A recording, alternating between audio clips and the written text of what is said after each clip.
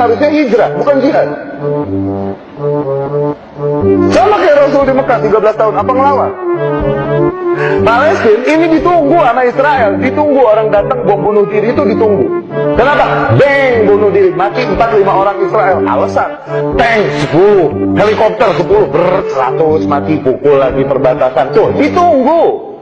Ini orang yang bicara seperti ini, saya kembalikan ke masalah kasus penjajahan dulu Indonesia. Waktu kita dijajah sama Belanda. Yang mana kita pilih? Melawan atau tinggalkan Indonesia? Coba jawab ini. Lawan. Cuma 5 orang yang mau melawan. Yang lain mana pengecut? Hah? Lawan. Gimana caranya? Gak usah bicara negara, ikhwan dan akhwat sekalian. Dompet antum mau diambil orang, lawan. Gimana caranya? Gak boleh, pengecut itu hukumnya haram dalam Islam. Gak boleh. Kalau hak antum gak boleh. Sampai kata Nabi SAW, siapa yang terbunuh membela dirinya, kehormatannya, hartanya atau keluarganya, mati syahid. Seorang sahabat dalam riwayat sahih mengatakan, ya Rasulullah, kalau ada orang datang mau mengambil harta saya, kata Nabi SAW, qatilhu. Tahu apa arti qatil? Perangi dia. Lawan. Bunuh dia. Itu maknanya. Kalau mau diambil hakmu, lawan dia. Lalu orang itu bilang apa? Ya Rasulullah, kalau saya bunuh dia, maksudnya secara hukum agama bagaimana? Kata Nabi SAW, kau tidak berdosa. Kalau saya dibunuh, kata Nabi SAW, kau mati syahid.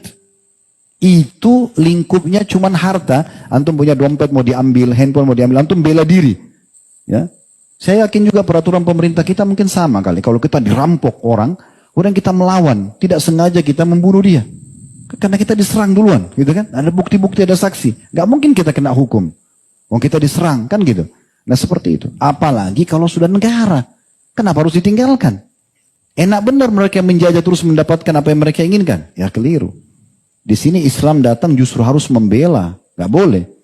Memang ada fatwa, ini bukan fatwa, saran dari Syekh Albani rahimahullah. Saya pernah menemukan sebuah tulisan beliau. Beliau menganjurkan masyarakat Palestina yang merasa tidak bisa, ya terganggu, tersiksa, mereka bisa hijrah. Dan sebagian memang ada yang hijrah. Ada yang tinggal di Jordania, ada yang tinggal di Mesir. Karena mereka merasa tidak bisa di dalam Palestina. Mereka selalu merasa jengkel melihat penjajahan ini. Tapi yang mau tinggal di sana terus kita katakan mereka berdosa. Ya enggak lah. Justru mereka sekarang ini saya melihat sedang ribat. Semua warga Palestina sekarang mendapatkan pahala ribat. Ini perlu kita cemburu. Ya. Kata Nabi SAW, 3 mata yang tidak akan disentuh oleh api neraka. Dalam riwayat lain, tidak akan pernah lihat neraka selamanya. 3 mata. Mata yang pertama, nangis karena takut kepada Allah. Yang kedua, mata yang berjaga-jaga di jalan Allah. Nah ini orang sedang menghadapi peperangan. Gak bisa tidur malam, setiap saat bisa diserang oleh musuh. Ini namanya mata yang berjaga-jaga karena ya takut atau berjaga di perbatasan muslim atau dalam peperangan. Yang ketiga, mata yang selamat dari hal-hal yang diharamkan. Ada seorang sahabat namanya Anas bin Abi Marthat Al-Ghanawi radhiyallahu anhum. Satu waktu Nabi SAW sedang menuju ke Hunain dan akan berperang. Kemudian waktu itu beliau lagi mau istirahat sama pasukan. Beliau bilang, siapa yang berjaga malam ini? Anas ini langsung mengatakan, saya Rasulullah. Kata Nabi SAW, baik, naik kudamu, naik ke bukit itu. Nabi SAW tahu musuh hanya bisa menyerang dari bukit itu.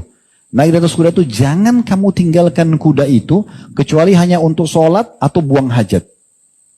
Itu aja. Selain itu di atas kuda. Lihat, laporkan kalau ada musuh menyerang. Semalam suntuk waktu itu. Lagi dingin. Anas pun pergi ke sana, radhiyallahu anhu. Semua Nabi dan para sahabat tidur. Pas azan subuh, Nabi SAW sholat sunnah al-fajr 2 rakaat. Lalu beliau tanya sahabat-sahabat itu. Teman kalian ini, maksudnya si Anas, ya, bin Abi Marthat ini, kelihatan gak datang? Kata para sahabat, tidak ya Rasulullah. Kata Nabi SAW, kita iqamahkan sholat. Iqamah sholat, azan subuh. Sholat subuh. Selepas sholat subuh, Nabi SAW lalu mengatakan, saudara kalian telah datang. Anas datang. Kata Anas datang dari bukit tersebut, dari semak belukar, kemudian muncul tiba-tiba. Lalu kata Nabi SAW, apa yang kamu lakukan? Dia bilang, ya Rasulullah, saya memantau kiri kanan dan saya tidak temukan mereka ada satupun yang akan menyerang kita. Kata Nabi SAW, saya mau tanya, kau tinggalkan tidak posisi kamu yang saya tunjuk semalam? Dia bilang, tidak ya Rasulullah.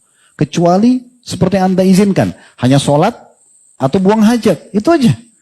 Maka kata Nabi SAW, demi zat yang jiwaku dalam agama saya, demi Allah, sesungguhnya Allah telah mewajibkan surga untukmu dengan perbuatan itu.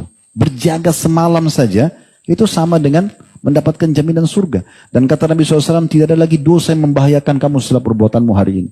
Ya, ini luar biasa nih. Mereka sedang berjaga-jaga, matanya di jalan Allah Subhanahu Wa Taala. Mereka punya kelebihan yang perlu kita cemburuin ya sebenarnya. Jadi tidak usah peduli teman-teman sekalian dengan runtuhan yang jatuh, badan yang rusak. Itu cuma cerita manusia. Karena orang mati dalam Islam ini sering saya kasih contoh supaya antum tidak takut mati syahid. Ya. Orang itu mati cuma satu yang dirasain.